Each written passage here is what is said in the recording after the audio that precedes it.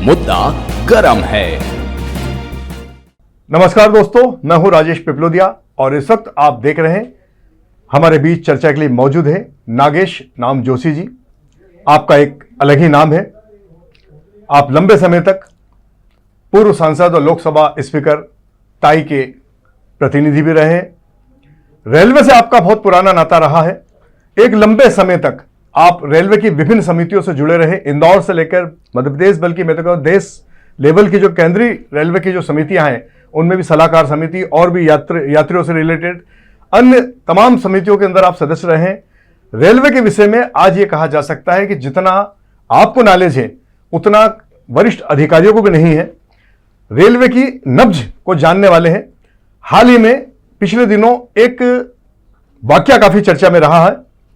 हुआ ये कि इंदौर रेलवे स्टेशन की बिल्डिंग को एक नया क्लेवर देने के लिए, एक नया आकार देने के लिए एक योजनाबद्ध तरीके से उसकी डिजाइन बनी गई।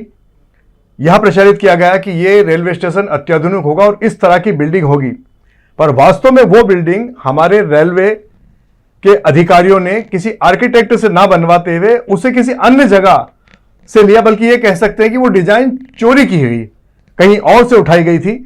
उसमें माननीय सांसद, वर्तमान सांसद शंकर लालवानी जी का भी नाम कुछ आ रहा था कि शायद लालवानी जी ने इस पर कोई योगदान दिया है कि इस प्रकार का वाकया हुआ है। आखिर क्या वजह रही, उन सब बातों को लेकर आज हम जोशी जी से चर्चा कर रहे हैं। जोशी जी, क्या था पूरा वाकया? वास्तव में वो बिल्डिंग बने की, मतलब जो डिजाइन है वो डिजाइन के पीछे कहानी क्या है जो आपके द्वारा भी प्रसारित? मैं पहले ये स्पष्ट कर दूं कि इसमें सांसद शंकर जी का कोई संबंध नहीं था। सांसद जी ने अपने टाइम में काफ़ी सालों पहले इंदौर स्टेशन के रीडेवलपमेंट के लिए खुद की तरफ से आर्किटेक्ट से डिज़ाइन बन के रेलवे को दी थी। उसके पहले भी जब 2018 में पिछली पीयूष गोयल रेल मंत्री, तत्कालीन रेल मंत्री इंदौर आए थे, तब भी उन्होंने उनसे आग्रह किया था कि इंदौर का स्टेशन राजवाड़े के तर्ज पर डेवलप होना चाहिए। ये बात चली अभी पिछले साल भर पहले, जब तुरंत उसको स्वीकृत करने की आवश्यकता पड़ी।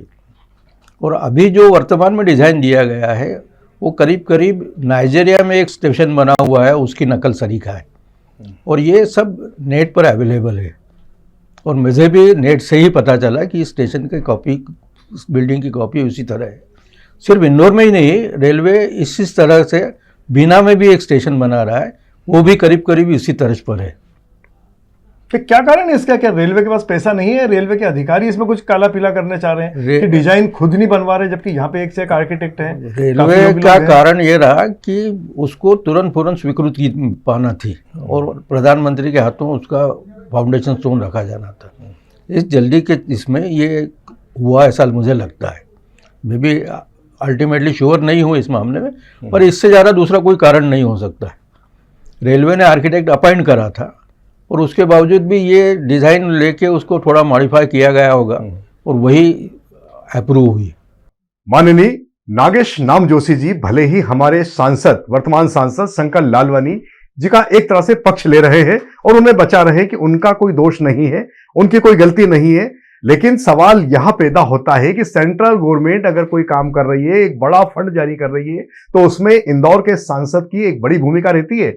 जब इस स्टेशन की डिजाइन फाइनल की गई तो क्या सांसद का इतना अधिकार नहीं बनता है कि उस डिजाइन को भली भांति देखे, परीक्षण करे, यहां के आर्किटेक्ट और जानकारों से उसका परीक्षण करवाए? लेकिन सांसद ने ऐसा नहीं किया। और आपको, दर्शकों को एक और खास जानकारी हम दे दें कि जो नई डिजाइन बनाई गई है, बल्कि चुराई गई है, इससे इन्होंने पार्सल गोदाम को ही गायब कर दिया है। यानी कि नई बिल्डिंग के अंदर पार्सल गोदाम है ही नहीं।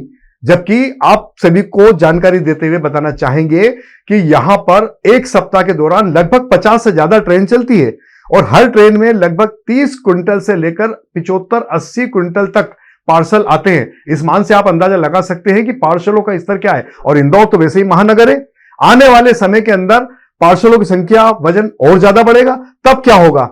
इस तरह के अनेक सवाल आज सांसद के सामने खड़े हैं, लेकिन वे इस बारे में कोई जवाब नहीं दे रहे। तो आप मानते हैं कि वर्तमान में अगर रेलवे की बिल्डिंग को अगर अत्याधुनिक रूप से बना जाए, नई डिजाइन दे दी जाए, तो क्या यहाँ की समस्याओं का निदान हो जाएगा? समस्या बिल्डिंग से नहीं है, इंदौर में समस्या है रेलवे लाइन से। इंदौर में 4 मेन स्टेशन पर 4 प्लेटफॉर्म ही है, 2 प्लेटफॉर्म पार्क रोड पर है और अभी 3 एडिशनल प्लेटफॉर्म लक्ष्मीबाई नगर 2 एडिशनल बन रहे हैं। ऐसे कुल 5 प्लेटफॉर्म लक्ष्मीबाई नगर पर बनेंगे। पर जब आने वाले दिनों में हम देखेंगे बुधनी इंदौर रेलवे लाइन बनेगी, रतलाम इंदौर दोहरीकरण का काम शुरू होने वाला है, भोपाल उज्जैन इंदौर दोहरीकरण पूरा हो चुका है, दाहोद से इंदौर की लाइन बनेगी, छोटा उदयपुर धार इंदौर लाइन बनेगी, मनमाड इंदौर लाइन बनेगी और इधर खंडवा इंदौर ब्रॉडगेज में कन्वर्ट होगा। ऐसी स्थिति में इंदौर से आने व जाने वाली गाड़ियों की संख्या बहुत ज़्यादा बढ़ जाएगी। ऐसे में इंदौर मूल स्टेशन जहाँ पर लोग ज़्यादा प्रेफर करेंगे, क्योंकि खंडवा, दाहोद, छोटा उदयपुर और मनमाड से जो गाड़ियाँ आएंगी वो पहले इंदौर स्टेशन टच करेंगी और फिर लक्ष्मीबाई नगर की तरफ आगे बढ़ेंगी। तो इंदौर स्टेशन पर पर्याप्त प्लेटफॉर्म और यात्रियों को आने जाने के लिए व्यवस्था आवश्यक है। तो पहली मूल आवश्यकता है कि इंदौर स्टेशन पर प्लेटफॉर्म कैसे बढ़ाए जा सकते हैं। मतलब भवन की आवश्यकता नहीं है, प्लेटफॉर्म वर्तमान में नहीं है, भवन की आवश्यकता तो लगनी ही है, पर आज की स्थिति में इस प्रोजेक्ट को पहले प्रायोरिटी मिलना चाहिए थी, जिससे ये प्रोजेक्ट पूरे होने तक, जो मैं बता रहा था, उनके पूरे होने तक स्टेशन तैयार हो जाए।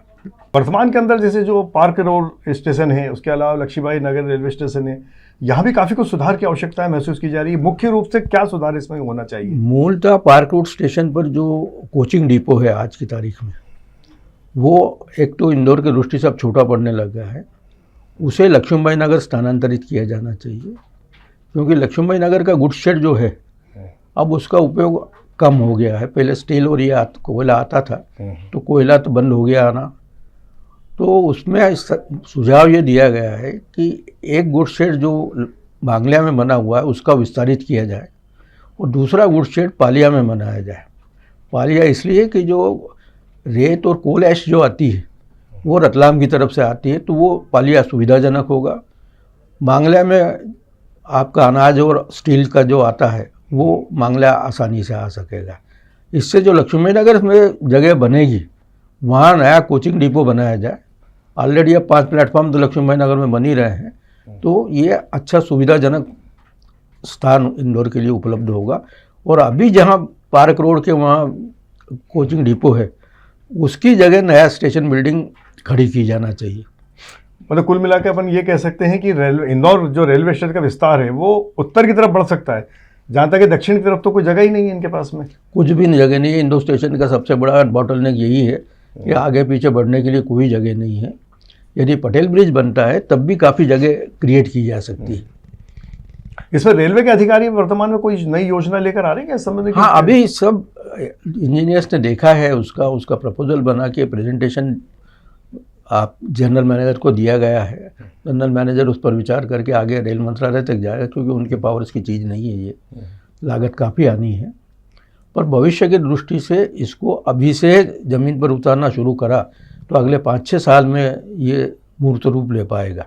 आपको नहीं लगता है जोशी जी कि जो अपना इंदौर जो है नंबर 1 सफाई में है, बहुत सी चीज़ों में है, सांसद हमारी जो कि लोकसभा स्पीकर भी रह चुकी है, इसके अलावा मुख्यमंत्री भी कहते हैं कि मेरे सपनों का शहर है, उसके बावजूद इंदौर रेलवे स्टेशन की बात कहें या अन्य और किसी की लगातार कुछ उपेक्षित नज़र नहीं आ रही है कि जितना विस्तार और विकास इसका रेलवे स्टेशन होना चाहिए उतना नहीं हो पाया। ना तो यहाँ पे ज़्यादा ट्रेनें मिली है, ना ही और भी बहुत सी दूसरी सुविधाओं का सारी चीज़ों में अभाव भी महसूस हो रहा है। वास्तविकता मेरा अपने अनुभव से मैं बता सकता हूँ कि पश्चिम रेलवे में इंदौर सबसे ज़्यादा उपेक्षित रहा।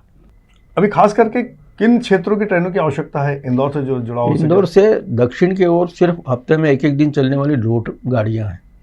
दक्षिण की ओर बहुत ज़्यादा ट्रैफिक है, कमर्शियल ट्रैफिक भी है, नॉर्मल पैसेंजर ट्रैफिक है। दूसरा, उत्तर प्रदेश बिहार की तरफ जो यातायात है, जैसे गोरखपुर है, अयोध्या है, लखनऊ है, पटना और बिहार की तरफ जो गाड़ियाँ जाती हैं वहाँ गाड़ियों की संख्या बढ़ना आवश्यक है।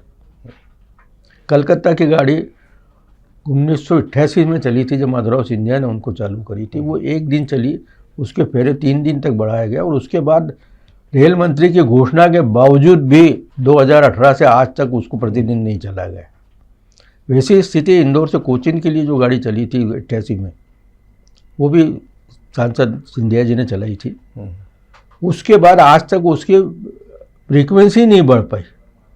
आप ये कल्पना करिए, इतने सालों में, मतलब आज 37 साल तो हो ही गए, उसकी फ्रीक्वेंसी नहीं बढ़ पाई। तो ऐसे में कहीं ना कहीं रेलवे की दृष्टि इंदौर पर कृपा दृष्टि नहीं रही है। और इधर जो अभी इंदौर खंडवा का जो ब्रॉडगेज का काम चल रहा है, ये भी काफ़ी सुस्त गति से चल रहा है, क्या कहना चाहेंगे इस मामले में? मैं इसका साक्षी रहा हूँ।